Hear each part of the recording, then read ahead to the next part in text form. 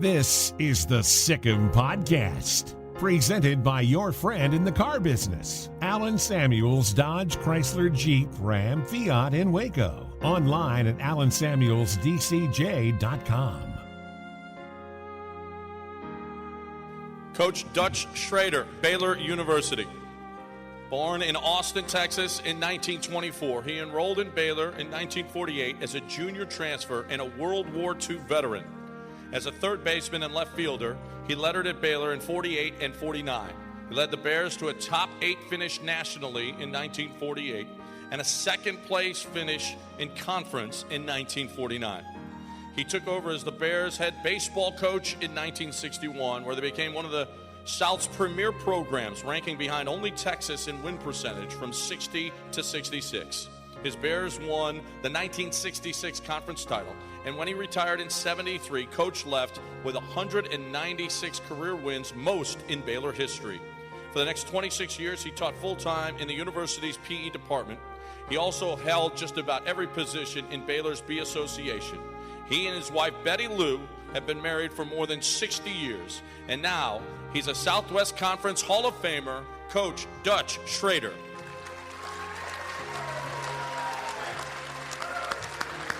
The Sick'em Podcast is a production of Baylor Athletics. Now, here are your hosts, Brooke Bednarz and the voice of the Bears, John Morris.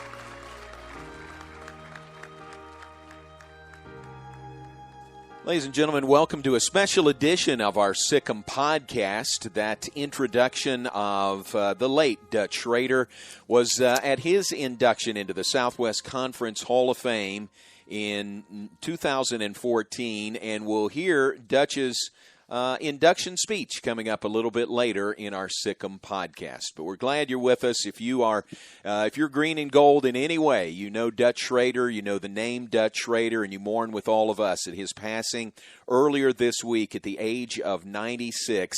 And we just want to celebrate Dutch and celebrate what he has done for Baylor University and for Baylor Athletics on our Sick'em Podcast this week. I'm John Morris alongside Brooke Bednarz, and no better place to start than with Walter Abercrombie, the head of the B Association, the Baylor Letterman's Association. Walter, that the roots of the B Association really go back to Dutch and his doggedness really to make a place for Letterman at Baylor to come back to. John, that's exactly right. I don't know if it was Dutch's vision, but he definitely embraced the vision of having one location on campus where Letterman could always return to and support the Bears, no matter what sport it was. And so Dutch went out and all of the founders of the organization at the time, and guys that included Bunk Bradley, George Berry Graves, there may have been 2 or 3 others who got together and said, we can build a space on campus, but Dutch, you're going to have to go out and raise the money. And so Dutch went out and he got a lot of his former players and others that he knew who were Baylor supporters of athletics, and he went out to visit them, and he raised, I think, a little bit at a time, and eventually they had raised enough money to build a spot on campus. And it just so happened to be right there in 1972 at Baylor Stadium. And it coincidentally happened to be Grant Taft's first year. And the first year they hosted players into the Letterman's Lounge at Baylor Stadium was Grant Taft's first year as a head football coach, 1972. Wow. Pretty amazing story how he did it, because it wasn't a whole lot of people giving a lot of money at that time, but Letterman stepped up and really supported the cause. Well, and a lot of that is because of Dutch. When Dutch asked you to do something, it was virtually impossible to say no. The passion that he had for Baylor athletics really just kind of bled over to everyone else to make this thing a reality. And exactly right. He was a guy, like, for example, when I was with the Steelers, and I hadn't really known a whole lot about the B Association, but I had Dutch for a professor in my PE class. He called me, and this is what the conversation went like. Walter, you need to pay your Letterman's dues. Send me a check right now for $500, you know. And that's about it what it was. I was like, okay, Dutch, I'll do it. Right.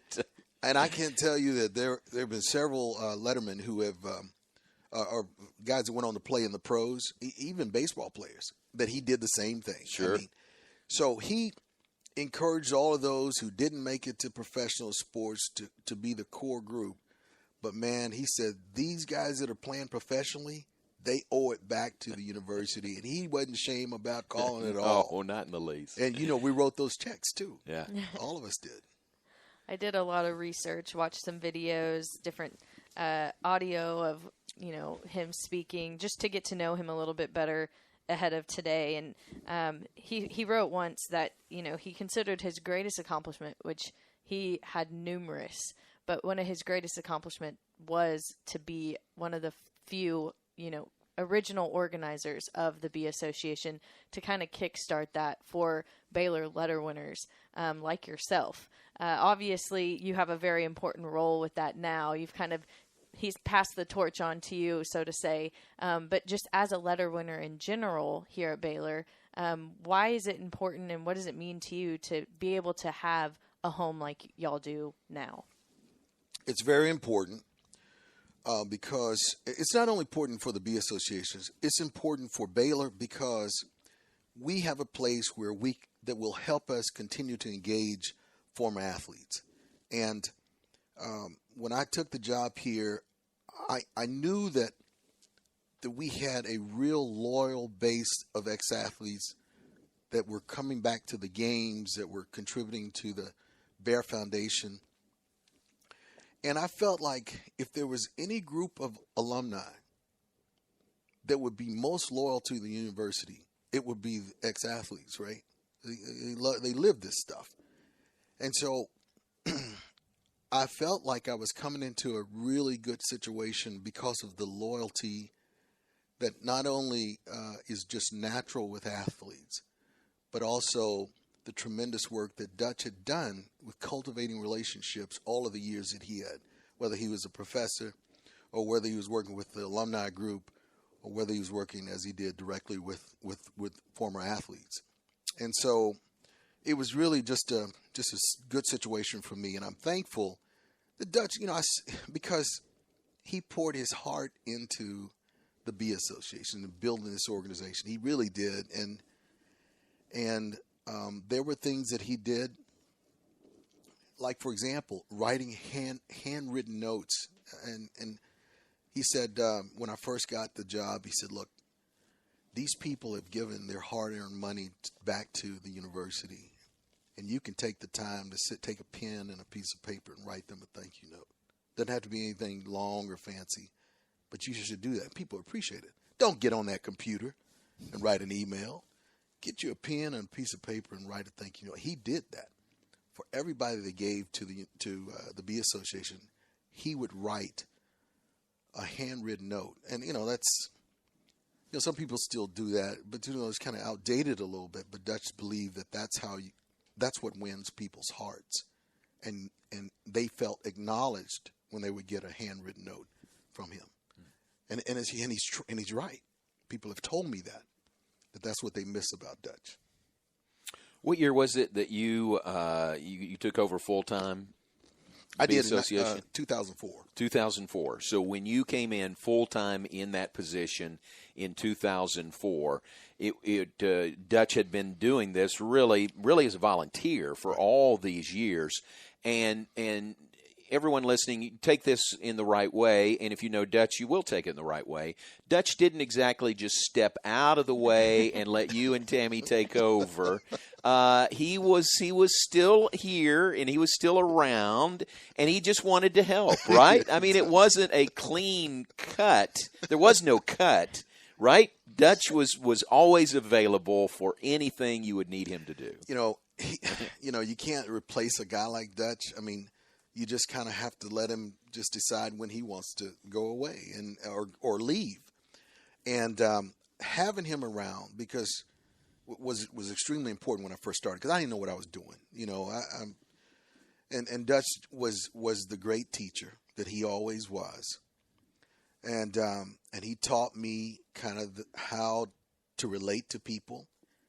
He taught me the importance of getting in my car and traveling to different cities around the state to meet with lettermen, to continue to engage them. He did things with a lot of the old groups, like some teams in the 1960s and 50s. He maintained relationships with them because he'd get in his car and go have lunch with them or breakfast with them. Mm-hmm. And that's important, Walter, he would tell me. And so he was tremendous with relationships, even though he was gruff, and he had a tough kind of outer edge to him. Deep down inside, Dutch really had amazing capacity to love and care for people. And that's what made him so special. Well, I think it says a lot also. The original room you mentioned opened in 1972 over at Floyd Casey. Obviously, we have a new stadium now over at McLean, and the Letterwinners Lounge, I believe, is nearly double the size that it was, possibly with room to expand. Who knows? But that's just, a testament to the effort that he put in, that you've continued, that so many of our letter winners continue to come back, that you had to get a bigger spot. I credit Dutch for creating the foundation of what I believe is one of the top letter winners organizations in the country. And I say that because not a lot of schools have Letterman's room like this. And so, like we have, and so when we have Iowa State and when we have TCU and others that come to Waco, and their Letterman people, their representatives come over to the lounge, they're amazed at our room. And how did you get this done? How did the university agree to let you have this space? And all of that. When I hear compliments like that, I just have to give credit to Dutch and some of the founders who really did a terrific job building the core base membership, creating the benefits that are appealing to those that can come back. And I have to give credit to the university and the athletic department for continuing to allow us to have the space and to continue to be our partners in building stronger relationships with former athletes. How do you get the job done? With power. Get all the power you need in a new Ram. Allen Samuels presents Ram Power Days. Extra special savings and special factory financing on all new models. Hauling families to great places. Doing chores. Working hard. Allen Samuels will help you get the job done. Ram, the highest pickup owner loyalty in America. Shop, apply, buy online. We deliver. Allen Samuels, official auto dealer of the Heart of Texas Fair and Rodeo.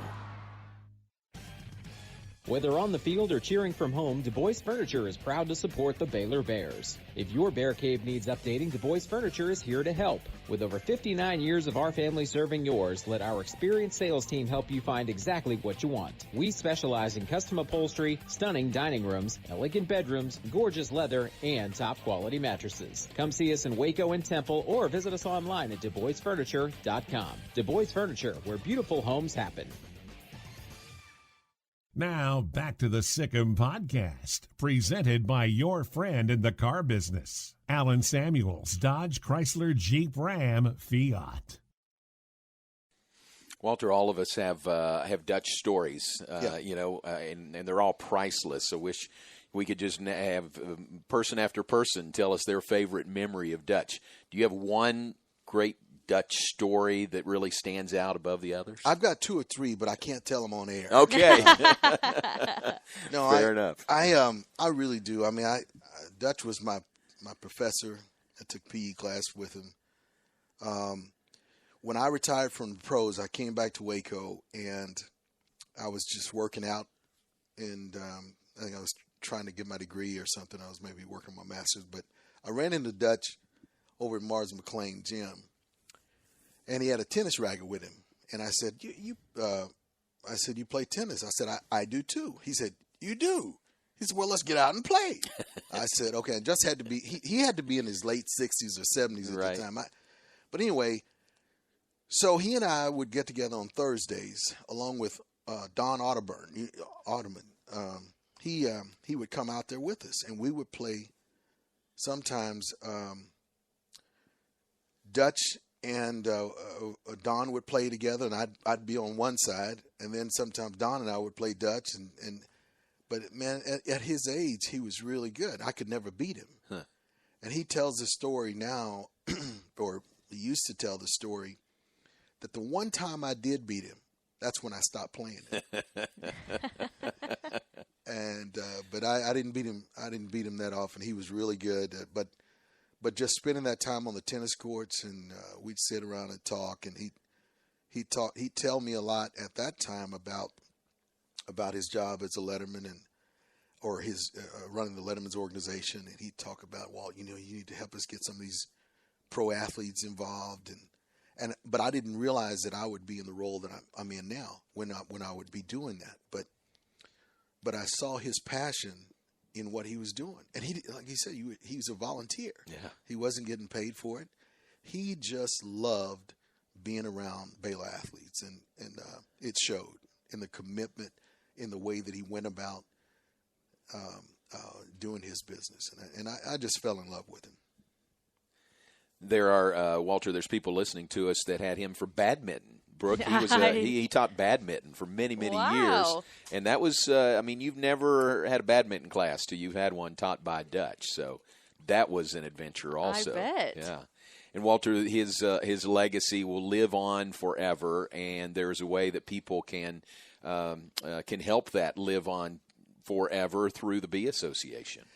Yes, what we did some years ago, maybe 3 or 4 years ago, we created a Dutch Schroeder Letterwinner's endowment that benefits the Bee Association. And the purpose of the Letterwinner's Legacy Endowment is so that this organization will always have a funding base and be able to continue providing the meaningful benefits that we provide to our members, continue to offer current student athletes scholarships to finish their degree, continue to have programs like the Bears in the Workforce program, where we are assisting current athletes in making the career transition.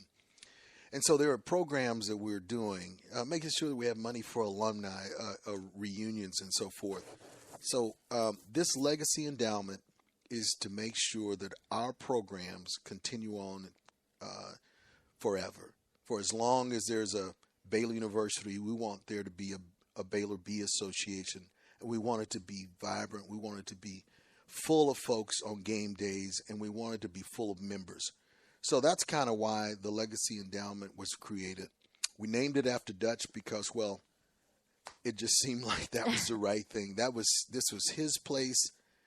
And for those of you who want this organization, who want to see this organization continue on in honor of Dutch, then the Legacy Endowment is the spot that you can make a gift, and it will help in that cause. So just through the Bee Association, yes, through athletics. That's right. You can you can contact Nick Florence. Nick is the administrator of the fund, and Nick's phone number is 254-710-7557. That's 254-710-7557. And talk to Nick, and he can help you through the process of making a gift to the Dutch Schroeder Letterwinner's Legacy Endowment.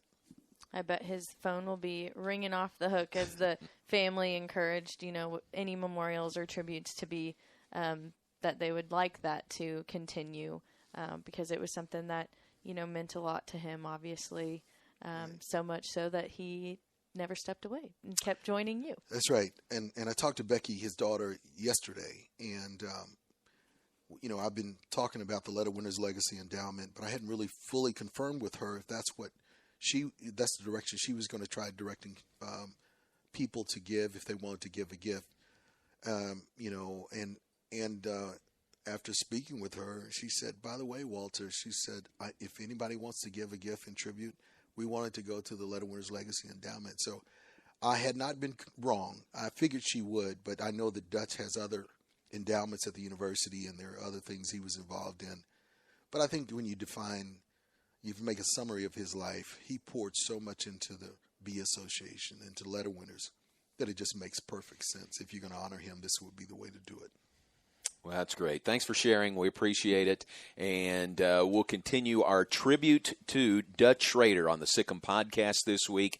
Appreciate Walter Abercrombie, and we'll hear from one of Dutch's former players, his catcher, on that 1966 Southwest Conference Championship team when we come back. So stay with us. We'll continue on the Sikkim podcast, a special edition, a tribute to Dutch Schroeder, after this. If you need a trailer, Flat Rock Trailers has got you covered. From light-duty single-axle utility trailers to the big Tex tandem duals. We also carry a full line of enclosed cargo trailers. Need a motorcycle trailer? We've got them. Need a dump trailer? We've got the largest selection in the state. Oilfield trailers? We carry a full line of big Tex trailers to handle all your needs. Trailer repairs? We repair all makes and models. We'll even rent you a trailer if you need to use one for a day. Flat Rock Trailers, your #1 source for all your trailer needs. Find us at flatrocktrailers.com. TNG can, and here's why. To say my wife and I have a lot to clean is an understatement. So we go to TNG Chemical, where the pros know what cleaning solutions to use and give us detailed instructions on exactly how to use them. We never got that kind of advice from any other stores. And the prices at TNG are great. From general household cleaners to odor control solutions for our pets. We go to TNG Chemical and Supply. That's why. TNG Chemical and Supply. That's why. You're listening to the Sikkim Podcast, a production of Baylor Athletics. Here again are Brooke Bednarz and John Morris. Continuing on our special edition of the Sikkim Podcast, a tribute to Dutch Schroeder. Want to visit with one of his players. Butch McBroom was a catcher here at Baylor, part of the 1966 Southwest Conference Championship team, coached by Dutch Schroeder. And Butch went on to a terrific career coaching baseball and is retired now from UT Arlington. UTA had baseball coach from 74 to 1999, coached 757 wins. What impact did Dutch have on you and you getting into coaching past Baylor? Well, I always wanted to be a coach, and playing for Dutch Schroeder, you learned the game, not just hitting and throwing. You learned all the small things about it, which really helped us win. The little things that a lot of guys just don't teach, and because he always felt like that he was going to be third in line getting the best players, with Texas and Texas A&M being ahead of him. So he went out to never lose a game because of mistakes. Coach, you mentioned he taught the small things, and people kind of referred to him a little bit, he says, as the fundamentalist, making sure that you guys knew the ins and outs and all the small details. Can you tell us a little bit about that? And is it true that he made you pass a test in a classroom before you guys ever got to take a ball and a bat out on that field? That's absolutely true. We had to go take a baseball test that he gave it to his baseball coaching class, and as players, whether you're going to be a coach or not, you had to pass Dutch's test, or you had to keep taking it and go find the answers yourself. He wasn't going to tell you. And he was a great fundamental coach. He spent. We as players were a little upset because we wanted to spend more time hitting, but he said if we wanted extra hitting, we'd come and do it ourselves. But we were going to not make mistakes in games that cost us the game. Coach, what aspects of his coaching style maybe did you incorporate in your coaching career? Well, a lot of the same things. Coach was always firm but fair, and there was no partiality. It was, hey, you have to do this to play, and if you make these mistakes, you're not going to play. And so we knew that. We knew that from the get-go, and so as a coach myself, I tried to teach all those little things that he taught me. And the only thing I did different, I let my kids hit a little more than he let his. So he was just, and he was a great man. I mean, after we got out of our playing days over with, he was our friend. I remember he used to send every ex-player of his a Christmas card every year. And that's a small thing, but it's important to know that you're remembered. And Dutch always made that known. He and I were really close. My dad died my first year to be a coach, and Dutch became just sort of a surrogate father to me, and just was a great man. He was a great man, and I appreciate him and stayed in touch with him. And when you went through a real, what could have been a crisis in your life when you had your leg amputated in 1983, I understand Dutch was with you at that point every step of the way. Absolutely. When I woke up from that tragic event, Dutch was there, and he was there during the surgery, and he was there after. And anytime I needed him, he'd get in his car and be there. And he was that way to all of his players.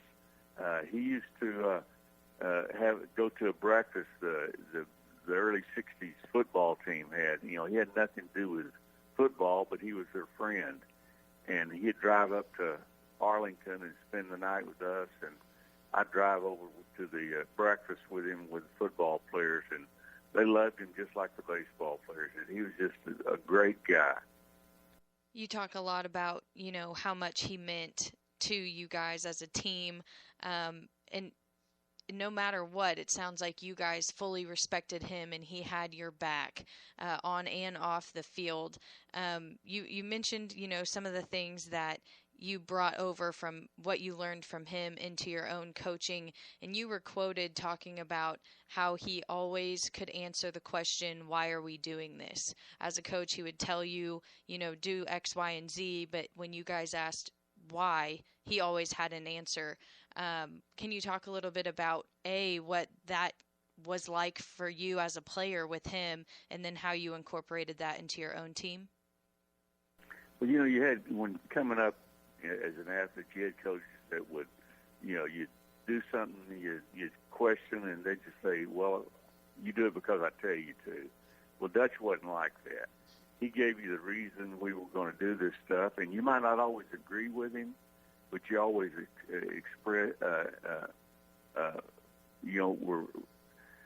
what was the word I want to say? You always respected him enough to go ahead and do what he said, and 99% of the time he was right. And you just, like I said, you didn't always agree with what he did because, you as a player wanted to go out there and work on your hitting, and he wanted to make sure you made your turn at first right and knew how to take your lead and were able to bunt. And he's just a fundamental great coach.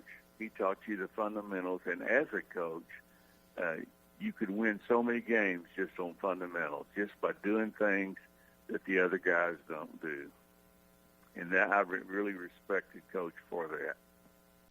Butch, if a measure of a man is the impact that they have on others, I know you did that the many years you coached at UT Arlington. Dutch certainly did that, didn't he? I mean, he had in the impact, really a life-changing impact on so many people.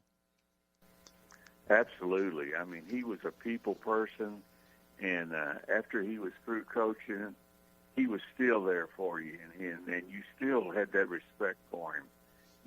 Everybody that played for him, everybody that was around him, his goal was to treat people right and be there for people, and he was known for that. You never, if you needed Dutch Schroeder, you needed something done that he could do, he was always there to do it. You were the catcher on the 66 Southwest Conference Championship team. That season was obviously special, coming away with that championship. I would love to hear a story that you have about Coach from that year. Oh, gee, I have to think. Put you on the spot. Yeah, you did, because the Dutchman, we always called him behind his back, the Dutchman. The Dutchman was going to do it his way, and there was never an excuse. You had to go out there and do it his way, or you didn't play. He was a very strong disciplinarian. He would not put up with the little things that you see that goes on today. There was no throwing your helmet or throwing your bat. Anytime you did something wrong, after the game, he immediately had you go run and pay for it. And as far as just a particular incident that game, I can't remember anything different. We just played the game the way he taught us to play the game, and in the end, we were there. We could have done.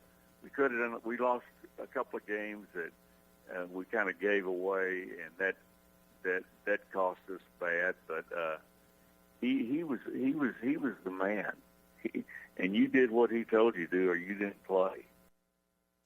Well, it sounds like he had a huge impact on you and your teammates, and we can't thank you enough for taking the time to remember him and honor him with us here today. So thank you again for visiting with us. Well, thank you for having me do that. He was prominent, and two other guys on that team were college coaches for nearly as long as I was, and Jim Mallon and Joe Robinson, and won tons of games, and just always there. When Dutch needed us, we were there too. Absolutely. And it shows in those records. So thank you again, and congratulations with your long and successful career, and thanks for helping us honor him today. Well, I appreciate you asking me.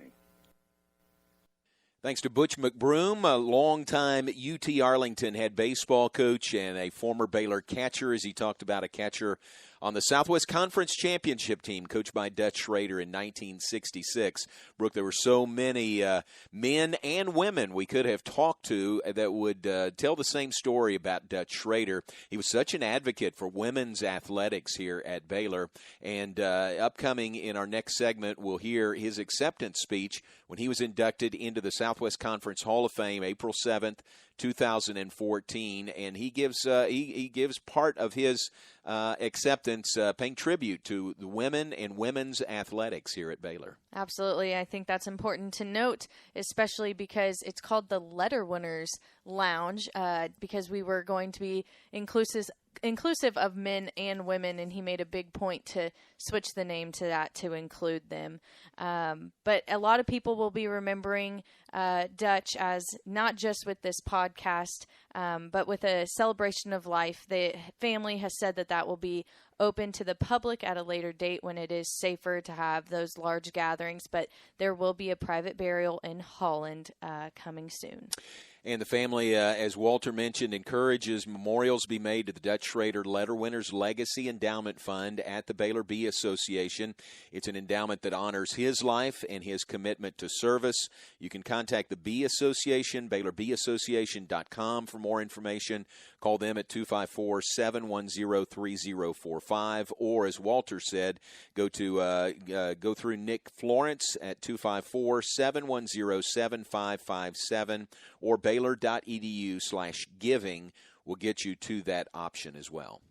The family also told us that Dutch always sent a handwritten note. That's a common theme throughout this podcast, all of his handwritten notes. But it continued with condolence cards to each family when a Baylor letter winner passed away. And in those notes, he would include a quote by Thomas Campbell. And, of course, we felt it was the perfect way to end the podcast, or at least our portion of the podcast, before we dive into his acceptance speech.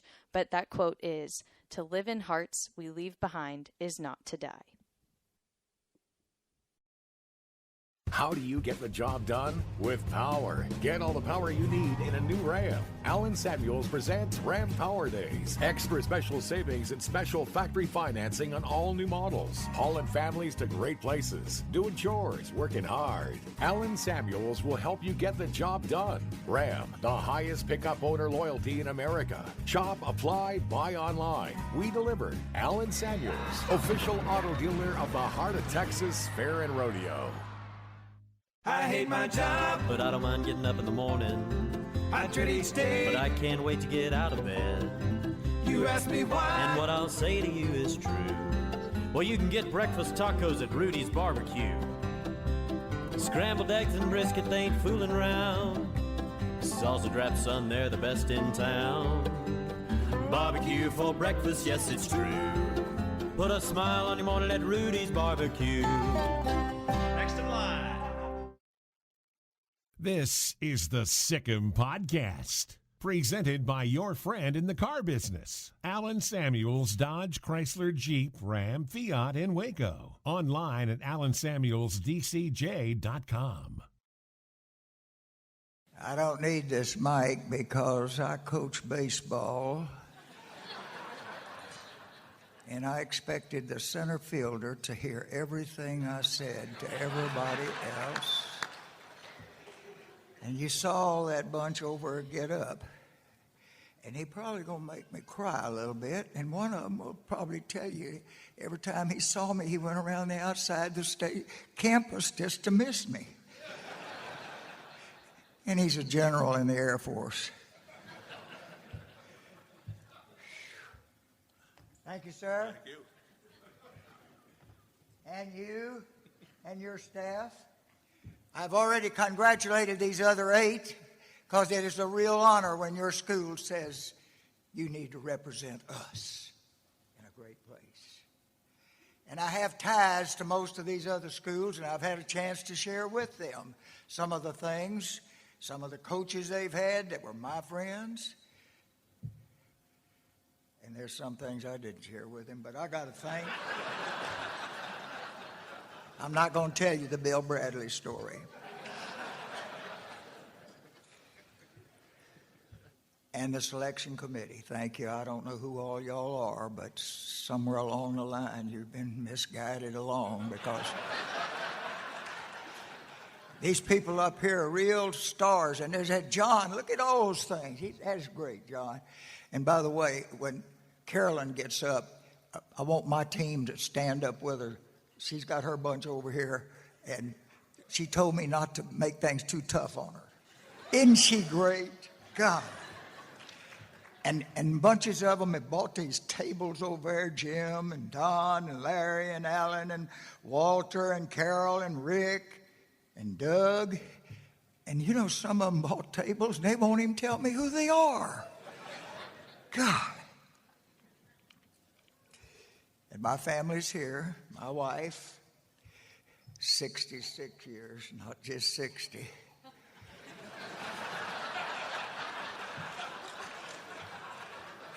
My 2 living children, a bunch of my grandchildren. I got one grand over there, just 1 year old, and she promised me not to keep y'all up. She better shut up, Harper. Golly, how did I ever get here? I guess I know too much. Because in 1934, when I was just 10 years old, my Uncle Harry says, Bub, I'll take you to the football game. I was living in Austin then on 900 East 7th Street. And we went out to see the University of Texas play. And they were playing the Baylor Bears. I'd never even heard the word Baylor before.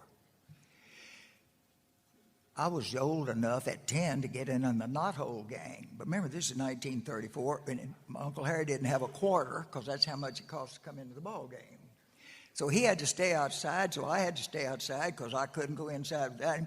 Well, we got to go in at the half when they opened the gates, and all of us got in, Chris. And I sat there and watched these guys go back and forth. They were mauling each other and hitting. They didn't throw the ball back there. They were just hitting the line. I kept asking him, what's the score? There ain't no score. It was nothing to nothing. And in the last minute of the game, this guy from wearing that green and gold got up and kicked a field goal and beat my Texas Longhorns 3-0. And I started my hate of Baylor University.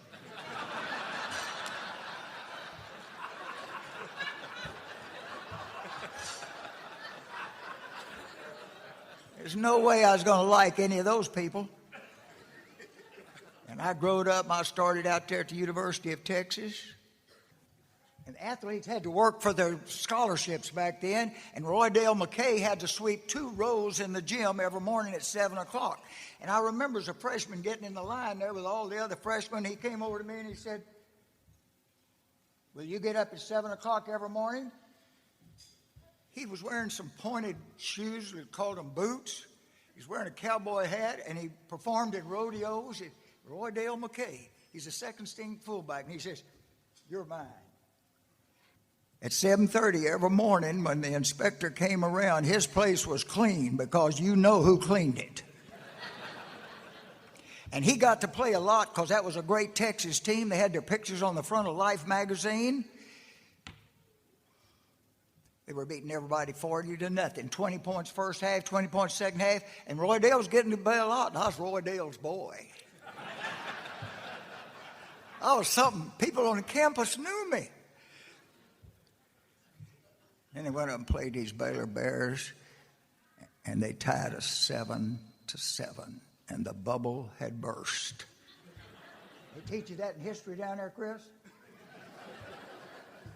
And the next week, that TCU bunch beat us. Down we fell. They'd been number one in the nation, and now they were out of the top umps. I don't know where we were.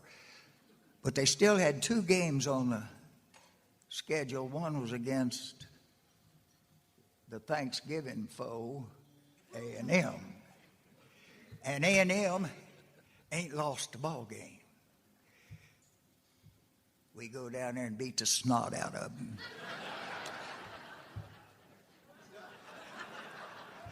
But there was a prize, Jacob, because the winner of the Texas and the A&M Thanksgiving game got to be taken to this big party at the chicken ranch.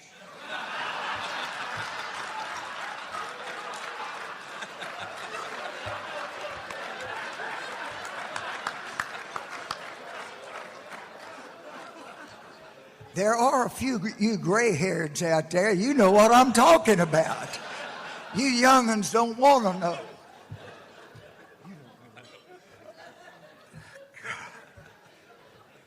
So they won the right for the party at the chicken ranch, and they had one more game on their schedule, but something got in the way called Pearl Harbor.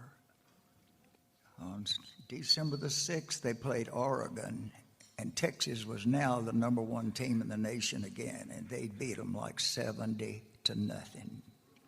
And the next morning we woke up, and it was time to go to war.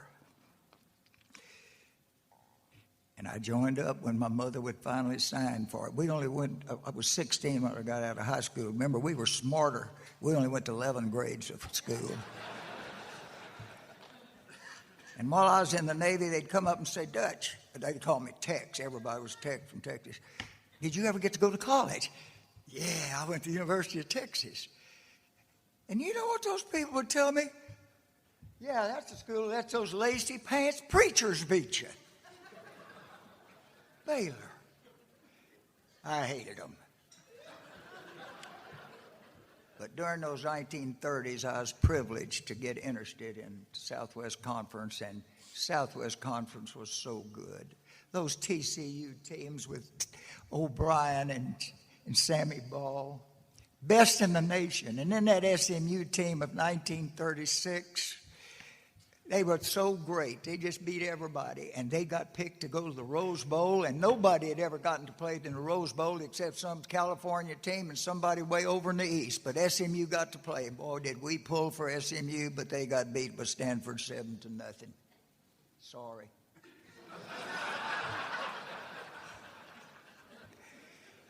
And then in the late 1930s, this John Kimbrough came along, and he was everybody's All-American, and he'd run over people on the right and run over them on the left and up the middle. And Texas was getting good then, too, and they had some real games.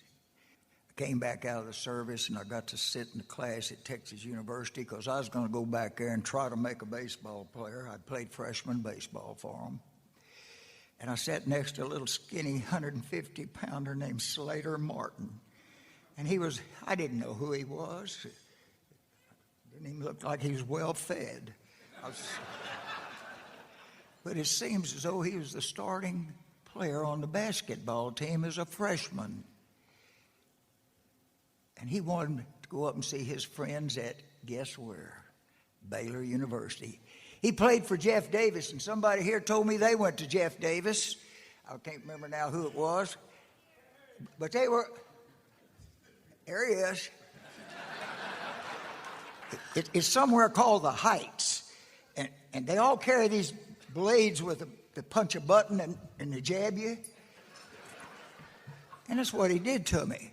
And he wanted to go up to Baylor because 4 of his teammates were playing for Baylor. And so I agreed to go on a Saturday. We have to hitchhike. There ain't no cars back in. They're making trucks and tanks for the war effort. And then he tells me, I ain't going, Dutch. I said, we're going because we're going to see your friends. I know, but things have changed. I said, I know, they're getting you a good used car. It wasn't a new car. No. What kind of money are you getting me to get? No, I need to stay here. I said, I'll go. I went up to Baylor, and the student body was there because they thought Slater was coming and going to join their basketball team. There was 1,000 of them. There wasn't but 1,500 in the school. And as soon as Faye found out all they got was Dutch Schroeder, it melted fast. But I love Slater's friends, and I never went home. Sorry about that, Chris. And man, was that a great move. I don't know why God put me through all this to get me in the right place. I met my wife, 66 years we've been married. I barely lettered in baseball. They gave me a letter, but we did get to play in the College World Series. They played it differently then, 4 in the West and 4 in the East, and we got to go. We didn't win the conference. That darn Texas beat us in the baseball. But Mr. Falk was mad because of the way he'd been treated the first year they went out there, and so we got to go. And so I got to play in a College World Series. We beat everybody but USC, and they're the champions. But little did I know that I was going to get to come back and coach at Baylor. But I had some good baseball teams in the high schools in Austin, and just last Saturday, if you read the Austin paper, I met with those kids. They're all 70.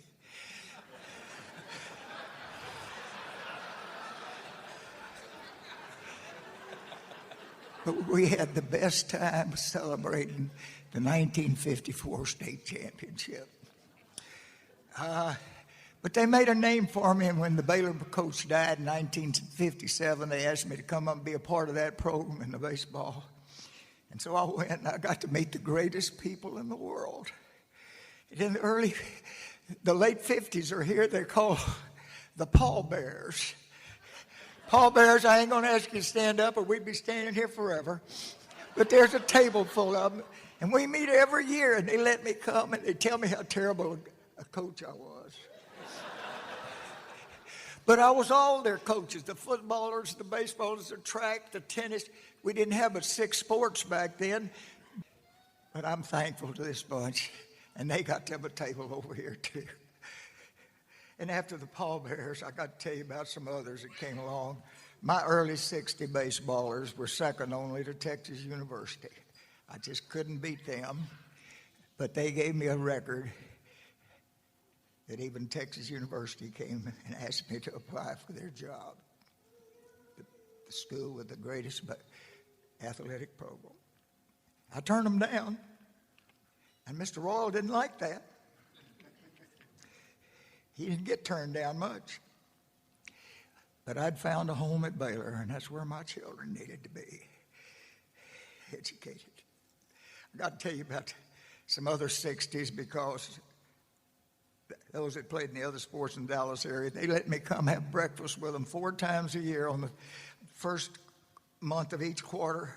The third Monday is always their day at Dallas, and I go and have, and they tell me how terrible a coach I was too. I didn't coach football, but they were all my boys, and David, your boy Jessup out there who blocked for you, there, his daddy John's one of my dearest. He worked with me, and then at the end of the 60s, they're all here too. I got a table full of them back there. Some of them sitting with my family because they are my family. They decided they want a full-time coach, and as you heard them say, I wasn't a full-time coach. I was a teacher. I taught in the School of Education.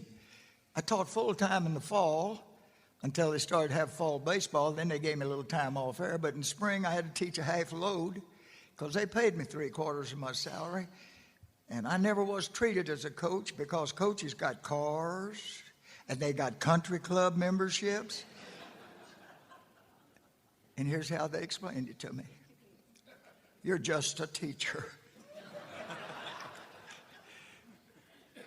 But when the Letterman's Association just finally got permission from the administration to build a building for the letter winners, the president said, you letter winners won't ever give anything back to the university. You're a bunch of takers. But they got up plans for a building, and then they decided who was going to go out and raise the money. And you're looking at him. I never raised a dime. They said, Dutch, you're going to do it. And so I went out on that road, and they didn't even have any money. I stayed in former players' houses. They fed me breakfast, and I begged money. And you know what? Letter winners do give back. And I'll tell you for sure, the money began to come, and it came in. They said, look, you don't need to have a building on the campus. We'll let you have one at the stadium. And so they let us have one at the stadium. And when we walked into that room in 1972, we paid for it in total. Letterman did it. And that's where I got to know all these Lettermans so well. They let me be the host for the Letterman's Association. I didn't get paid for it. 30 years. I got to greet all the letter winners. And if I didn't get 500 hugs a Saturday, it was a bad day. It didn't matter whether we won or lost the game. It was how many hugs I got. And it didn't matter whether it was their wives or some of them got awful big around the middle, and I couldn't go around them all the time. And then they decided it was time. When I got to be 80 years old, they decided it was time to have a full-time paid one. And Walter's here today, and he's doing a great job. Moving them on to greater heights, and they know how to raise money and things, and our letter winners will give back, and I hope your other schools have found the same thing, that letter winners are not just takers, they're givers. I've left out one part. After they moved me out of the baseball job, and I had to go teach full-time, I took on a new sport, women's. The AIAW had come into business and trying to get women more recognition. And so I began helping coach there, but now I coached the badminton team, and they had championships in badminton, and I took those girls from Baylor to the national championships. But the basketball players and these others, they were mine. And I got some of them here today, and I got 3 of those women Lettermans, and they didn't get a letter through the athletic department. They got them through the Bearettes. They weren't Lady Bears back then. Get my 3 Bearettes. Get up. Karen, Peggy, Alice.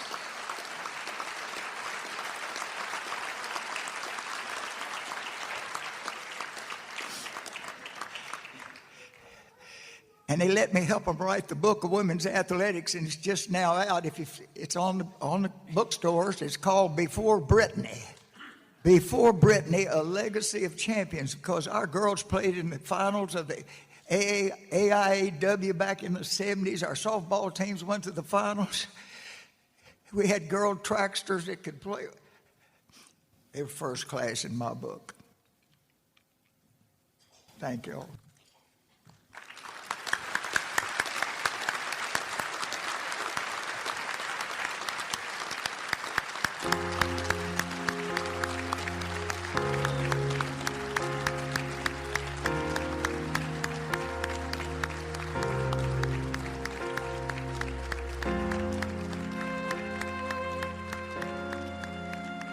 You've been listening to the Sikkim Podcast, presented by your friend in the car business, Alan Samuels Dodge Chrysler Jeep Ram Fiat in Waco. Online at alansamuelsdcj.com.